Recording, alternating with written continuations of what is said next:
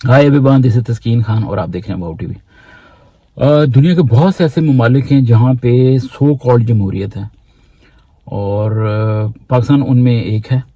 और अभी आपको पता है कि जो 26वीं आनी तरमीम के बाद 27वीं आनी में तरमीम भी आ गई और मिनटों सेकंड्स के अंदर ऐसा लगता है जैसे कानून बनाए गए, कानून के साथ खिलवाड़ करके इंतहा कर दी गई। ठीक है, अब पाकिस्तान के आर्मी चीफ जो हैं और दीगर नेवी के जो पाकिस्तान एयरफोर्स के हैं, उनके सरबराहान की जो मुद्दत मुलाजमत है उसमें अब तोसी कर दी गई है। अब उनका जो टेन्योर है वो 3 की बजाय 5 साल हुआ करेगा।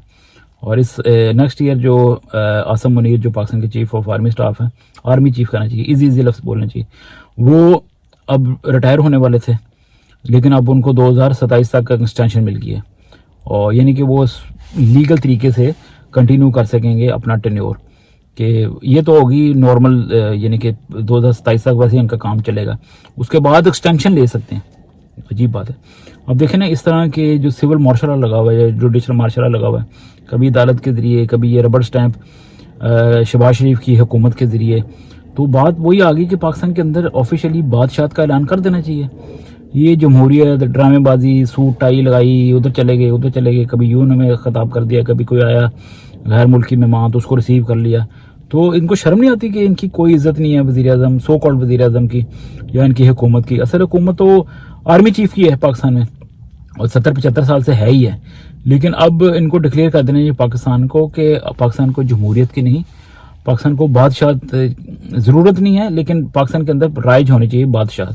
और कोई भी जो आर्मी चीफ हो, जैसे मौजूदा आर्मी चीफ हैं आसम मुनीर, वो बादशाह हैं और जब तक चाहें बादशाह करें। जब बादशाह का दिल भर जाए, ये लोग उसको उतार दें या बादशाह खुद कोई नया बादशाह आ जाए, तो फिर जो है वो नया बादशाह आ जाएगा, नई हुकूमत बन जाएगी उसकी। तो उसके नीचे जो हरकारे हैं, शहबाज शरीफ टाइप लोग, ये वो सारे, तो छोटी छोटी मोहरें हैं ये रबड़ की, इनका भी काम चलता रहे और पीछे उनका भी काम चलता रहे।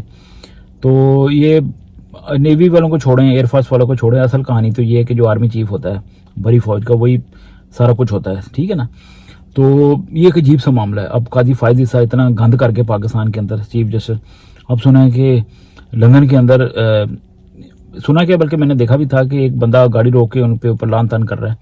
लान तान करना अच्छी बात नहीं है, लेकिन मैं इसको जस्टिफाई नहीं कर रहा, लेकिन ये है कि लोगों का रिएक्शन है। लान तान ना भी करें, लोग इनको बुरा भला वैसे ही कह सकते हैं, एतराज़ कर सकते हैं महजब तरीके से। तो लेकिन खुद सोचो कि ऐसे बंदे की क्या इज्जत है। सड़क पे जा रहा है, लोग सड़क पर रोक के कहेंगे तुमने पाकिस्तान तबाह कर दिया है, ये कि तुम्हें शर्म नहीं आती, तुम्हें कोई एहसास नहीं था कि तुम्हारा जिम्मेदारी क्या थी, ओहदा क्या था, तुम किन चक्करों में पड़ गए थे। और ये अब देखें कि इनको एक लम्हे के लिए भी ज़हन में नहीं आता कि इस तरह की इनकी इज्जत अफजाई जो है वो हर जगह पे हो गई, सो कॉल्ड इज्जत अफजाई।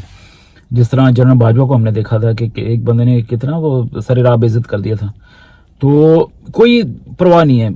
देखा मैंने कि ये लोग जो जब पोजीशन वाले होते हैं, ये पैसे वाले होते हैं, तो इनका ईमान, ताकत और शायद पैसा होता है, तो इसलिए वो कहते हैं पैसे आने दो, जैसे भी आए, लोगों का काम है शायद बुरा भला कहना।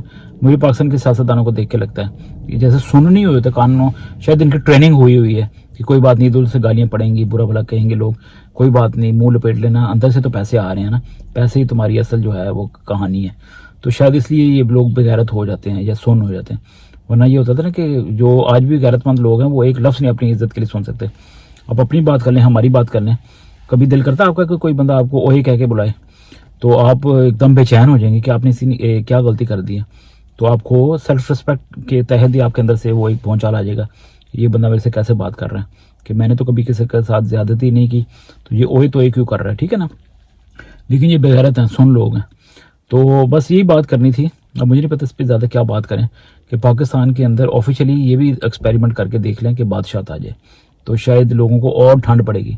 लेकिन ये बेगैरत लोग हैं। एक बात मैं आपको बता दूं कि हर जुल्म का खात्मा होता है, हर जुल्म जो है वो ढह जाता है। लेकिन देखते हैं पाकिस्तान के अंदर कितना और ज़्यादा लोगों की आजमाइश लिखी हुई है। शायद लोगों के अपने हाथ में भी है कि लोग अपना पुरअमन रद्द-ए-अमल नहीं देते, ठहरते नहीं हैं। लोगों को असल क़यादत भी मुयस्सर नहीं है, लोगों के अंदर बर्दाश्त भी बहुत ज़्यादा है।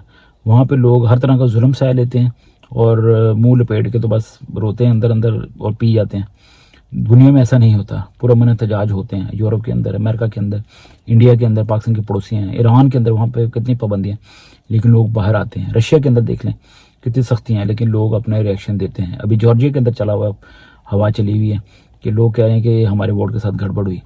तो जब तक लोगों का रिएक्शन ही नहीं आएगा पुरअमन तरीके से, तो ये जो लोग ऊपर बैठे होते हैं इनको लगता है कि सब अच्छा है, कोई मसला ही नहीं है। तो अपना बहुत सा ख्याल रखें। उम्मीद रखनी चाहिए कि पाकिस्तान में हालात बेहतर होंगे और उम्मीद पे दुनिया कायम है। अपना बहुत ख्याल रखें। Thanks for your time. God bless you.